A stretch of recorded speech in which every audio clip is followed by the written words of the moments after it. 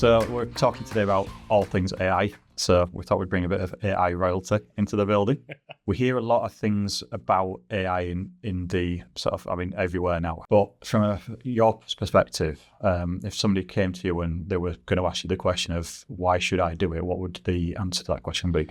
Well, I think the first thing is, why do they want to do it, or why do they feel they want to do it? So I think there's usually what I refer to as the 4 Fs. So the first one is the kind of fear of missing out. Everyone thinks that the kind of, the buzzword, as you say, it's everywhere you go, is that they're missing out on something and that, they've got to be involved. So that's an understandable desire and reason. The second is fame.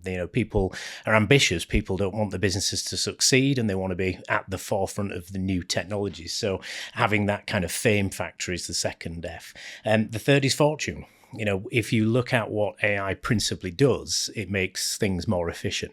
It speeds processes up. It's a supercomputer that's aiding a process or a system of some sort. So there are very, very measurable and clear efficiencies that AI can bring. So that fortune piece is often the very strong business driver. I suppose it's where you can make the real business case in it. Absolutely, yeah. It goes beyond the hype to say, well, what does it actually do? And then when you start to understand what it does and what it's capable of doing, ultimately it's here for efficiencies. And it's not new. It's been around for a long time. It's in lots of different systems for that one reason.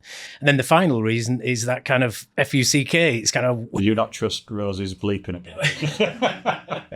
I'll give that a try. So the final reason is someone's done it to us. And that really is quite a concern, because the likes of yourselves, progressive, entrepreneurial spirit, someone is going to look at this AI, look at those efficiencies and start to change the game. And I've said this many times to you, Ben, there are efficiencies that can level the playing field here. So AI has no respect for the size of your organization. One guy in a back bedroom, large global organization, AI is going to level the playing field for everybody.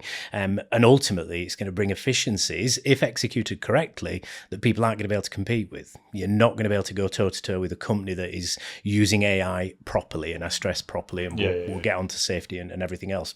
So that final fear factor, that final F, if you like, is a very valid reason. And I think we're going to see lots of that come as a kind of second consequence as people start to embrace it. I think that idea about being uncompetable by putting AI in properly and effectively, and maybe to a certain extent quickly, but not too quick. No, absolutely. There's lots of areas to respectfully explore, but I'll give an analogy for this.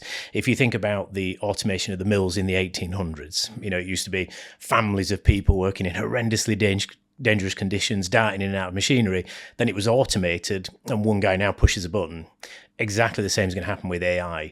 You're not going to be able to compete against one person when you've got to employ 12. And that's the reality, whether we like it or not. Absolutely.